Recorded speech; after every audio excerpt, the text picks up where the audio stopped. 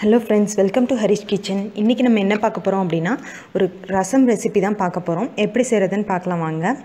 First கடாய் சூடு பண்ணிக்கலாம். இப்போ மிக்ஸி ஜார்ல வந்து ஒரு 3 பச்சை மிளகாய், 2 பல் பூண்டு, மிளகு 2 கை, அதே மாதிரி ஜீரகம் 2 கை போட்டுக்கலாம். நான் வந்து நல்லெண்ணெய் தான் யூஸ் பண்றேன். கொஞ்சம் அதிகமாவே விட்டுக்கலாம். ஏன்னா தக்காளி வந்து வதக்கணும், அதுக்காக தான்.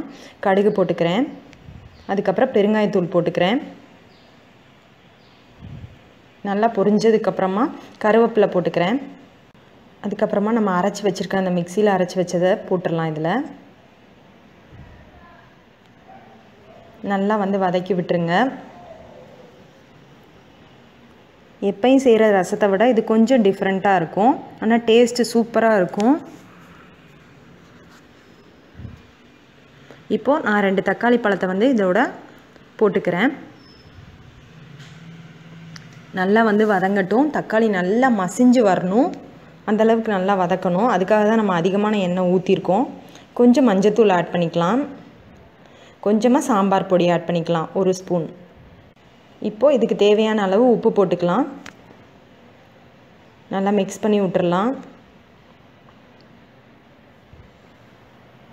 தக்காளி நல்லா மசிஞ்சு வரணும், அது வரைக்கும் அடுப்புலேயே இருக்கணும். அதுக்கு பக்கத்துலேயே வந்து நம்ம வந்து புளியை கரைச்சி வச்சுக்கலாம்.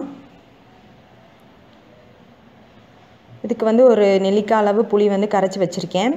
ஸோ இப்போ தக்காளி நல்லா வந்து மசிஞ்சிருச்சு, எண்ணெயெல்லாம் பிரிஞ்சு வந்துருச்சு. இதுக்கு மேலே வந்து கொத்தமல்லி இலை வந்து தூவிடலாம்.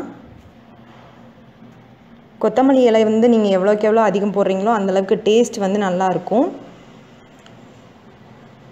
சில பேர் வந்து ரசம் நம்ம அரைக்கும்போது சாதா ரசத்துக்கு வந்து அரைச்சே வைப்போம். ஸோ இதில் வந்து அரைக்காமல் இது மேலேயே தூவி விட்டுறலாம்.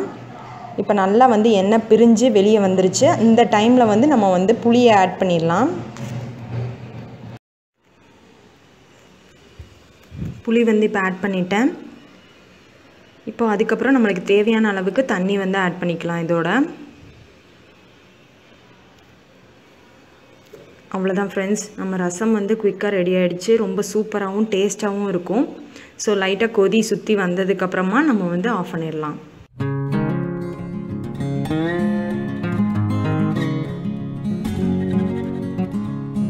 இந்த வீடியோ உங்களுக்கு பிடிச்சிருந்துச்சுன்னா சப்ஸ்கிரைப் பண்ணுங்கள் ஃப்ரெண்ட்ஸ். பக்கத்தில் இருக்க பெல் ஐக்கனையும் கிளிக் பண்ணிவிடுங்க. இது மூலமாக நான் போடுற அப்கமிங் வீடியோஸ் எல்லாமே உங்களுக்கு நோட்டிஃபிகேஷனில் வந்துகிட்டே இருக்கும். Thank you friends.